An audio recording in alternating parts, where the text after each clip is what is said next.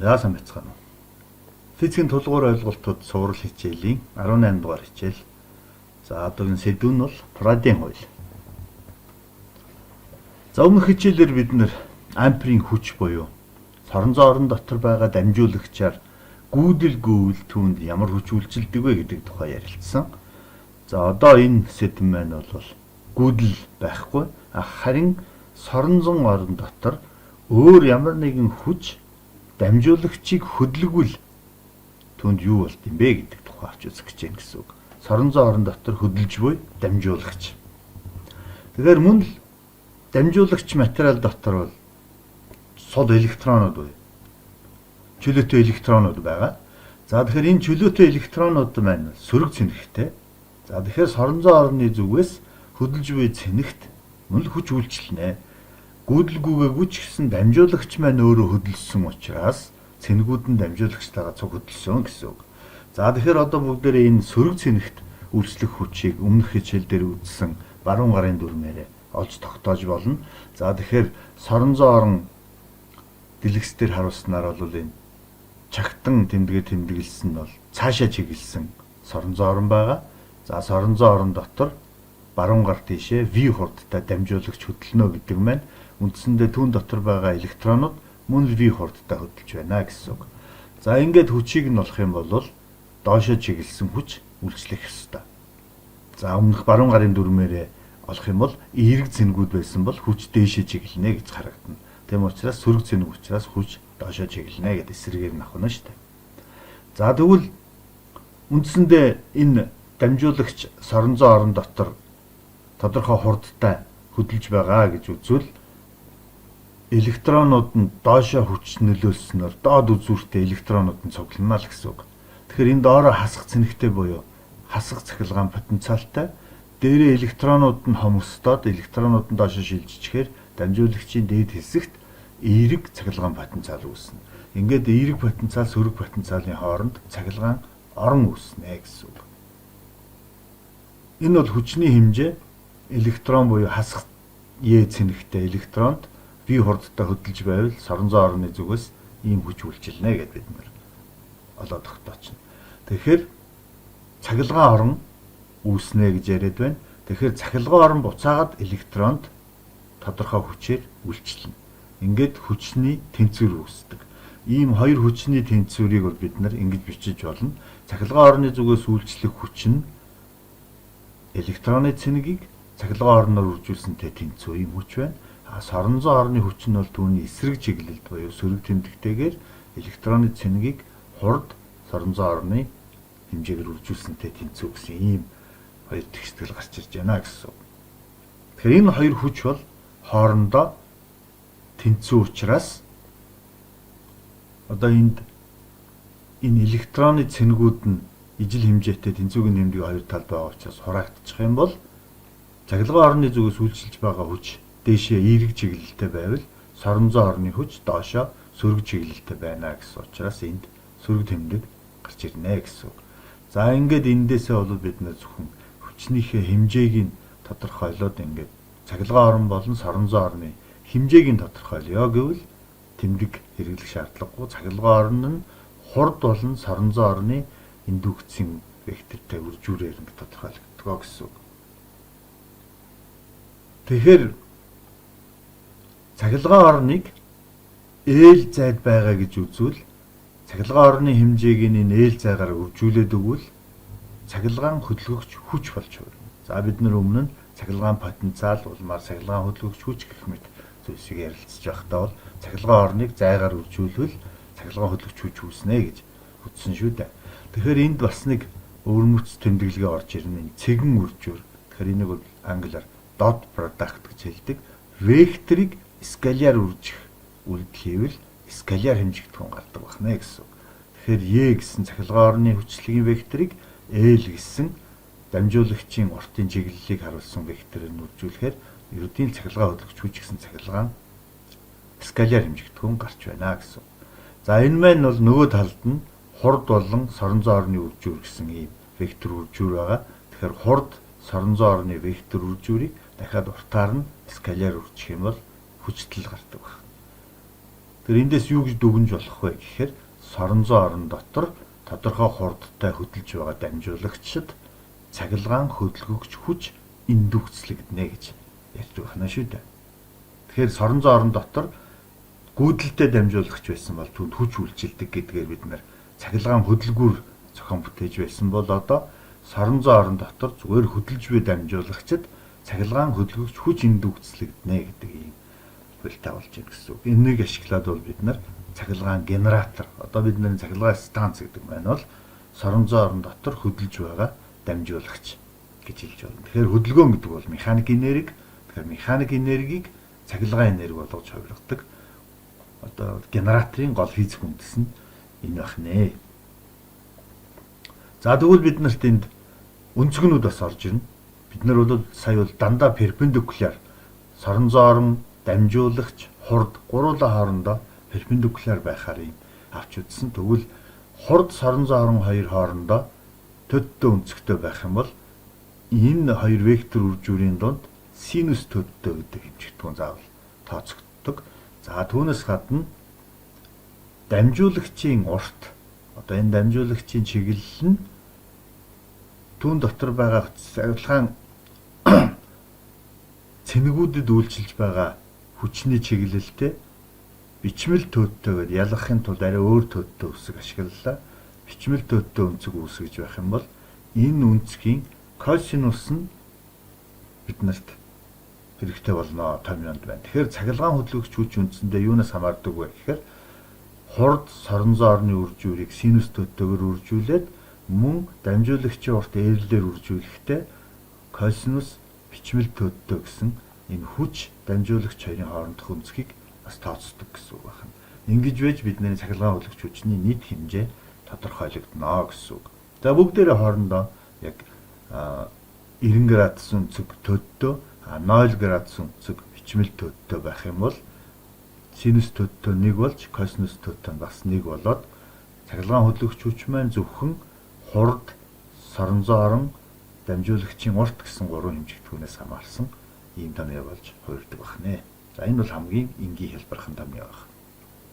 За энэ зарчмыг ашиглаад бид нэг чухал хуулийг томьёолж болно. Энэ бол Фарадейн хууль. 1791-ээс 1867 оны хооронд амьдарч байсан Майкл Фарадей гэх Германы алдарт эрдэмтэн маань бол цахилгаан сорон зүүн үзэгдлийн олон туршилтуудыг хийж бидэнд өнөөдрийг хүртэл үлдээсэн ийм суудхан байгаа. За энэ хүний гаргасан нэгэн хуулийг бүгдээрээ томьёолохыг оролдъё. За тэгэхээр сорон зүүн орон дотор нэг дамжуулагч тодорхой ээл урттай дамжуулагч хөдөлж байна. Тэгэхээр энэ хөдөлж байгаа дамжуулагчийн үүсгэж байгаа цахилгаан хөдөлгөгч хүчийг сая бид нэр хурд болон сорон зүүн дамжуулагчийн уртын үржүүрээр тодорхойлогдно гэж гаргаж авсан. Энийг цахилгаан хэлхээнд ашиглая гэвэл одоо яаж ашиглах вэ гэхээр мэдээж нэг юм урт дамжуулагч зам хэрэгтэй.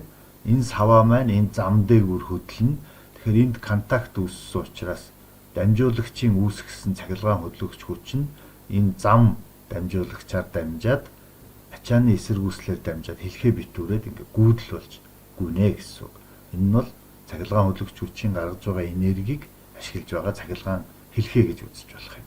За тэгэхээр энэ цахилгаан хэлхээний ээр эсэргүүцэл ачааллаас дамжуулагч маань X зайд байрлаж байгаа гэж үзье. Тэгээ эндээсээ иш цаашаага V хурдтай хөдлөвөл юу болох вэ?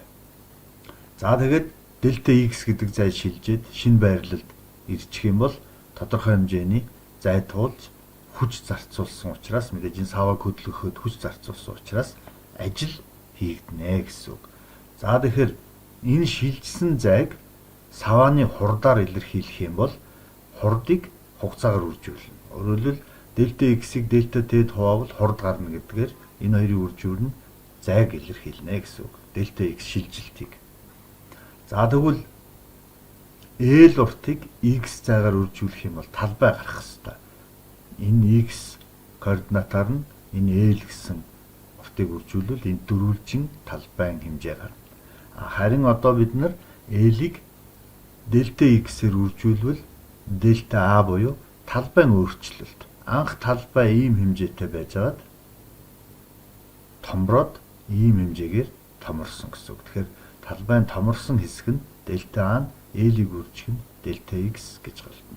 За тэгвэл бүгдээрээ энэ дельта X-ийг V дельта T гэдгээр биччих юм бол савааны уртыг түүний хурд болон хугацаагаар үржүүлэхээр талбайн өөрчлөлт гарна гэж үзэх юм байна. За биднэрт нэг чухал ойлголт байгаа. Соронзон орны урсгалын нягт гэдэг бол соронзон орны урсгалыг талбайд харьцуулсан хэмжээ юм гэсэн үг. Тэгэхээр соронзон орны урсгалын нягтыг тодорхойлж байгаа соронзон орны урсгал гэдэг ойлголт бидэнд гарч ирнэ. Тэгэхээр соронзон орн бол энэ дөрвөлжин талбайгаар нэвтэрч гарч байгаа урсгал юм гэж төсөөлж болох нь шүү дээ. За тэгвэл соронзон орны урсгал маань соронзон орны урсгалын нягтыг талбайгаар үржүүлсэнтэй тэнцүү. Энийг ийш нь гаргаад үржүүлж байна гэсэн үг.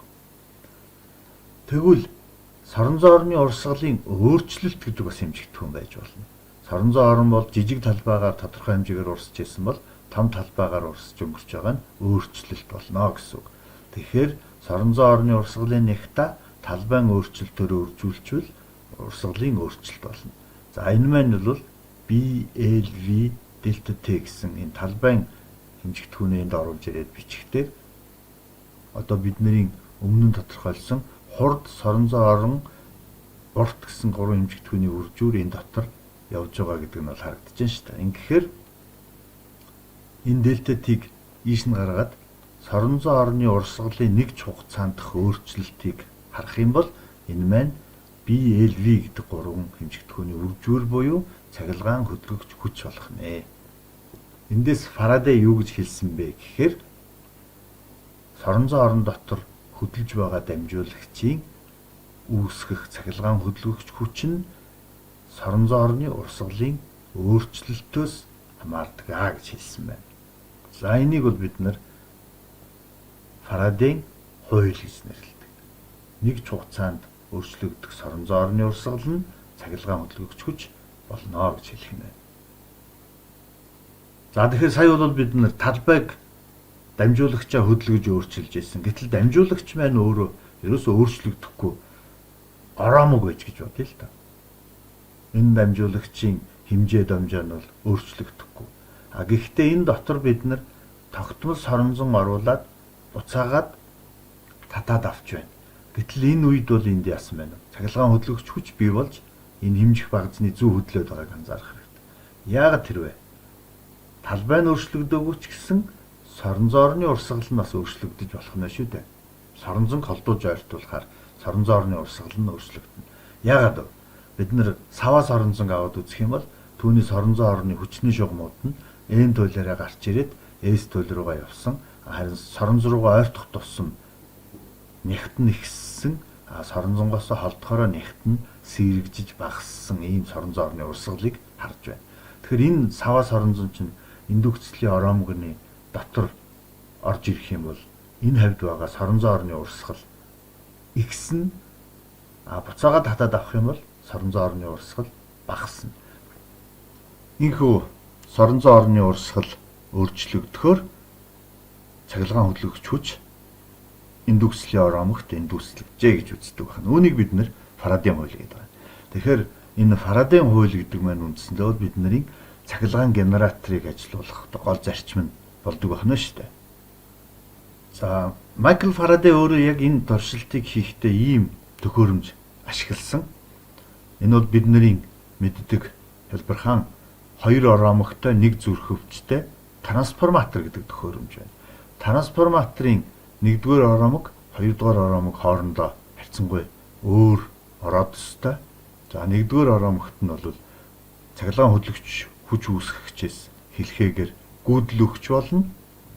За энэгээр I1 гэдэг гүйдэл нэгдүгээр ороомгоор гүйх үед түүний иргэн тойронд бол соронзон ор үүснэ гэсэн. Тэгэхээр зүрхөвчин дотор соронзон орны урсгал зүрхөвчний хэлбэрийг дагаад урсдаг гэж ойлгож болно. Тэгэхээр энэ дөрвөлжин зүрхөвчин дотор бол ингээд соронзон орны урсгал бий болж байна. Харин гүйдэл өөрчлөгдвөл соронзон орны урсгал өөрчлөгдөнө. Хэрвээ гүйдэл өөрчлөгдөөд соронзон орны урсгал өөрчлөгдсөн бол хоёрдугаар ороомогт цахилгаан хөдөлгөгч хүч индукцлэгдэнэ гэсэн үг. За үүнийг бол бид нар Фарадейн туршилтын төхөөрөмж гэж хэлээд байна. Бид нар энэ түлхүүрийг залгамагц гүйдэл гүйж эхэлнэ. Гүйдлийн хэмжээ бол алгуур ихсэн, Тэгэхээр сорон зайн орны урсгал бас өөрчлөгдөн. Сорон зайн орны урсгал өөрчлөгдөхөөр энд цахилгаан хөдөлгөгч хүч индүкслэгдэнэ гэдгийг харж болно гэсэн. Тэгэхээр нэгдүгээр ороомогт өгсөн цахилгаан хөдөлгөгч хүч нь сорон зайн орны урсгалын өөрчлөлтийг бий болгож байгаа. За энэ хэмжээ нь бол мөн ороодсын тооноос хамаарна. За тэгвэл хоёрдугаар ороомогт үүсэж байгаа цахилгаан хөдөлгөгч хүч нь сорон зайн орны урсгалаас бас хамаарна. Энд бас хоёрдугаар ороодсын тоо хамаатай гэсэн үг байна. Ингээд энэ хоёр бол төстэй томьёо. Харин энэ хоёрыг бид нар хооронд нь хуваачих юм бол цахилгаан хөдөлгөгч хүчнүүдийн харьцаа нь ороодсын тооны харьцаа болж энэ сорон зайн орны урсгалын өөрчлөлт нь энд ч өөрчлөлт нь адилхан, энд ч өөрчлөлт нь адилхан учраас нэг хэмжээ гэж үзээд хураагдаад алга болно гэсэн үг. Ингээд цахилгаан хөдөлгөгч хүчнүүдийн харьцаа ороодсын тоонуудын харьцаа болж илэрхийлэгдэнэ.